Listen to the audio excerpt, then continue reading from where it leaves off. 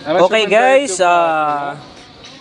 guys, nandito naman si Doc Vince from JB Repair Shop from the Philippines. So, may papakita ko ngayon na isa po itong handbrake ng 221 at pinrogram ko na po siya pero ayaw pa ring gumana kasi nung binuksan namin to, ito pala ang sira niya. Tanggal yung isang connection nito kaya ayaw tumakbo.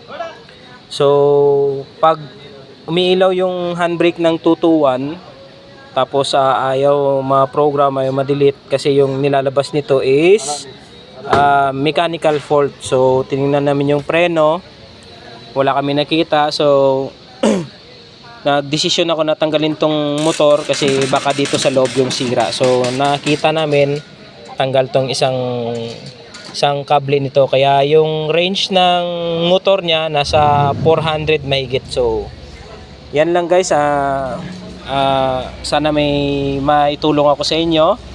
At shoutout nga pala dyan sa Kudirya, yung boss ko na tumuturo sa akin, si Sir DC, si Bilal, yung mga Pilipino dyan. Shoutout sa inyo.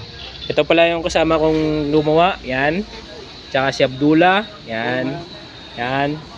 Ayan, itong ginawa namin, yan, 221. So, yan, si Joshua. Yan. So, yan ang gumawa. So, ako nga pala si Doc Vince. So, thank you for support and subscribe and like and share. Thank you.